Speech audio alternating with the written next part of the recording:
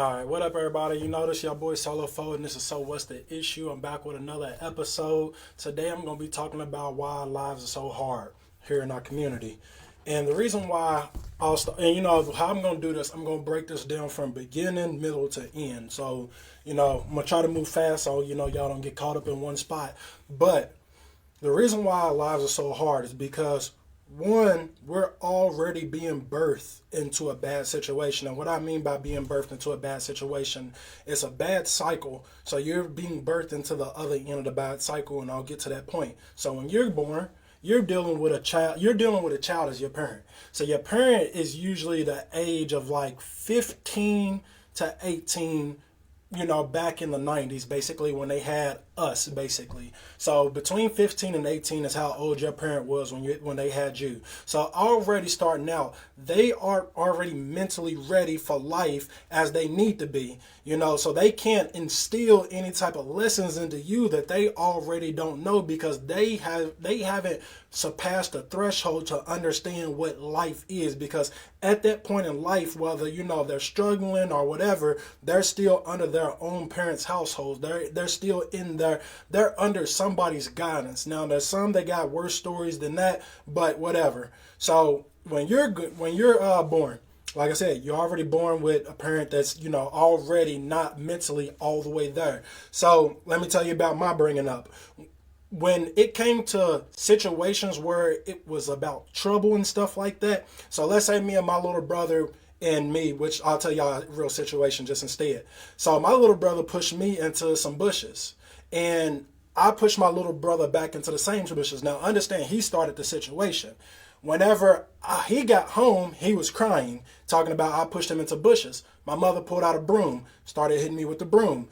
And I tried to explain to my mother in the situation, like, hey, I didn't start this situation. Like, hey, but she didn't care, because at this point, I done hurt her baby. So she wasn't mentally ready to listen to another perspective other than the one that she had already had or already came up with. Then you move on past those type of situations, because that builds up a bit of trauma into the back of your mind of like, hey, so my opinion, I can't speak. You don't get to articulate. You don't learn how to speak up. You don't learn how to do certain things in our community, because you're already being set back on that scale. Men, we have an emotional problem, and I'm not sure if it's men and women, but I do know it's mainly men. We get set back emotionally because our beatings come with shut the fuck up and stop crying. So even more damage, because you don't know how to deal with your emotions whenever you get out to the streets, whenever you grow up, this, and that. So you're a lot quicker to lash out on the world. You're a lot quicker to do a lot of other things that normally you would be able to talk out or walk away from. But because you got so much pent up anger, you're ready to lash out on the world. So you're growing up. No food in your refrigerator. Low food in your refrigerator. Your parents out partying, your parents out smoking weed, your parents out doing everything because they're still living their young life. They're still living a lifestyle that is conducive to them, and they're not thinking about themselves as a bad person, because they are doing everything for themselves that fits themselves. Now, this is what I want parents to understand. You do things, and you tell yourself that your kids are taken care of in this matter, but no, it's you taken care of in this matter. So other people, like growing up in my household, people said we ate a lot growing up. And it was like, hey, no, we didn't eat a lot growing up. The parent ate a lot, and they over time told themselves, because I ate that day, my kids also ate that day. So you're being deprived on another level once again. So you're getting set back once again. I'm not really sure what to call that, but basically you're looking at that situation of like, oh, I'm hungry, whatever. Then you coming up, you looking at situations like, hey, I'm getting bullied.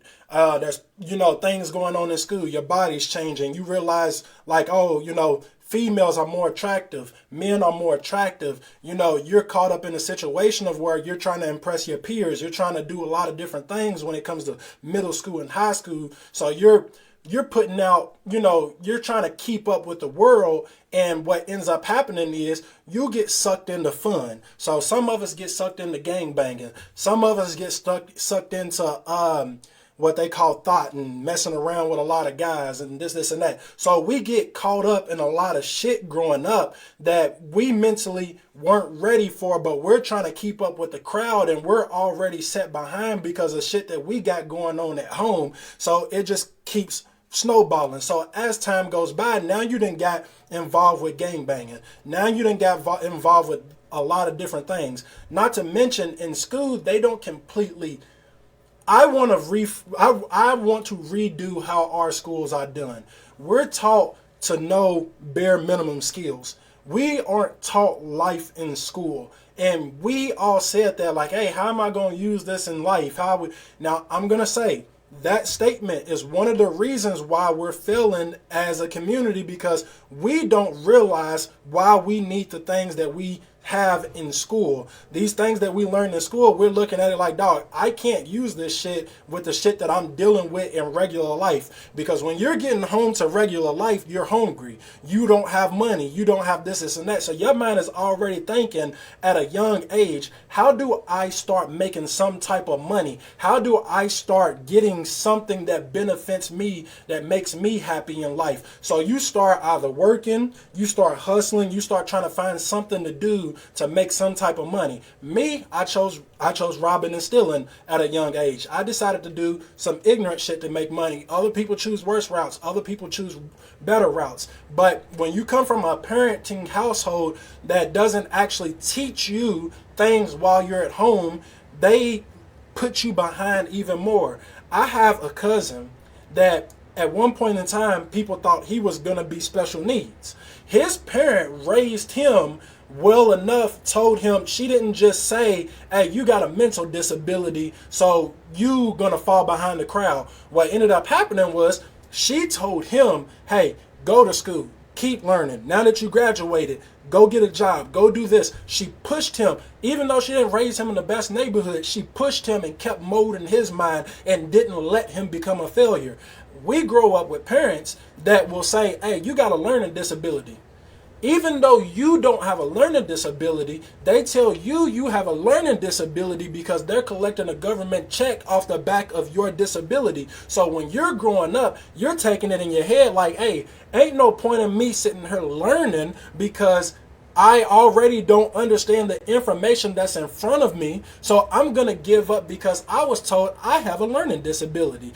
And then other people, you got physical disabilities or you got anger disabilities. So whether it's being behind mentally, socially, physically, people, these government checks and your parents fighting to keep you on these government checks are putting you behind in a way that you don't understand when you was younger. So I told people all the way up in past high school, hey, I got a physical disability. I can't go out here and do the things that everybody else do. But every day I was going out and I was going to play basketball. I was going and playing football and stuff like this. And then still to this day, people would tell me, hey, Tonio, you got some bad asthma, dog. Hey, dog, you can't do everything. And it's like, no, I go to work every day. That does not stop me from working. See, these people put you in a mentality of where you're already so far behind the crowd that you don't understand because you're just being manipulated as a child because they're benefiting off of what they're getting. So you're looking at the situation like, oh, I actually got an issue, and you keep telling yourself you got this issue. Even if you know you don't have this issue, you're being told. If you tell somebody they're ugly from the day that they're born all the way up until the day that they become a grown person, whether they're pretty or not, in the back of their mind, it's still going to seep in, bro, I'm ugly. Like, for some reason, everybody used to always call me ugly, and you're set behind because of that type of thing. Life. When it comes to life, your parents aren't preparing you for life. I don't know how many households that I've seen where all the kids do is sit in one room and the parents be in another room. And as long as you don't get too loud, the parents will not bother you. And the second that you go past... Yeah. See, once you go past a certain volume, then the parent is like, hey, y'all keep that shit down in there. Then you don't keep it down. They come and beat your ass. So this is what parenting is in our households. It is more of, hey, don't get on my nerves. Don't be annoying and you won't get your ass whooped. So what do you start doing? You start going outside more. The more you're away from your parents, the less ass whoopings you're likely to get. So what are you getting into when you ain't got no money? I touched up on this the other day. When you ain't got no money, ain't even watching them kids and that, yeah, exactly. And see, this is what I keep getting into it with people about. Parents are in one room. The kids are in another room. But they claim that they're being good parents. What people mean to say is they're being good people. They're not bad people. I'm not a bad person. Yeah, but you're being a bad parent because you're not stepping into the next room with your kids in the least bit to teach your kids anything about anything. Like, hey, when you go to the grocery store, why aren't you telling your kids, instead of giving them a list of groceries, why aren't you telling your kids like, hey, we're getting these noodles? Yeah. See, and that's my thing. If you didn't come where, a person comes from, it's real quick to say, well, you ain't got kids, so you don't understand. It's like, hey, I was around enough bad parenting to understand how things work. I understand enough to know how not to be a bad parent. Just like somebody that's around good parents, they learn enough to be a good parent because they're around good parent. Regardless, you know what being a parent and what not being a parent is. But I'm gonna get back to this. Whenever you go to the grocery store, instead of giving your kids the grocery list and telling them, hey, go get the eggs, go get the this, tell your kids, teach your kids, like, hey, so look, we need stuff that's gonna last us the entire month. Grab 30 packs of noodles. That's going to last for you for a whole month. All right, so look, we about to go grab some lunch meat. The reason why we grabbing this much lunch meat is because, we need to expand meals. And then on top of that, then you get the chicken. Then once you get stuff that's going to last you a whole month, then you start getting that other stuff. And you need to teach your kids this at a young age so they understand that why whenever they go grocery shopping when they're older, because I didn't know how to go grocery shopping whenever I first got on my own. I literally just knew I wanted pop. I knew I wanted chips. I knew I was supposed to have chicken because I had always seen chicken. I got all the things that I thought I was supposed to have, but I didn't. I was sitting there wasting money on groceries and didn't realize how much money I was wasting and why I got to a certain point of the month and there was no more food left. See, these are the things that need to be taught. Life needs to be taught to your children. So credit. I understand that you as a parent might not understand what credit scores and stuff like that means. You may be behind in that category, but you need to learn it so you can pass the information on down to your kids. So you know the little bit about credit. When you went to your furniture store, you knew that you were supposed to be paying your furniture bill every month on time, and it helps you build your credit. You're supposed to be telling your kids, hey, so you can have a good reputation with these companies. Just break it down for them. So you can have a good reputation with these companies. And when you can go get you a car when you get older, you can go get you another house when you can get approved to pay less rent because you get something called a mortgage to buy your home. See, I understand that every parent doesn't understand all of this, but it is your responsibility to learn something about something. So what happens is no information ever gets passed down to us. We are always baselining our kids based off of what they learned in school. School isn't enough. You're supposed to learn what school teaches you in school, and you're supposed to learn life from your parents. But people are so dedicated to their own lives because they had kids at a young age, and all they want to do is smoke. All they want to do is drink. All they want to do is look good for their friends. You need to tell your kids, stop telling your kids that they need to get out the house by the age of 18. I want that in 2024 to never be said to another child in life that you need to get the fuck out of my house when you turn 18 because you putting you and your children behind the ball. So from this day forward, if you hear this video, you need to start buying a house. You need to find a way to start getting a house because what happens is you can get your house And then your kids will always have something to fall back on. Your kids will always have something that they can go back to, even if you pass on or not. See, people don't understand the value of owning a house. Yes, you do not have to own a house to be successful specifically. But this is the thing. What we are supposed to be doing is preparing our kids, and we're not doing even the slightest hint of that. All the kids are doing are just being in one room, and you're just being in the next room. And this is what raising a child is, because quote unquote they made it to 18.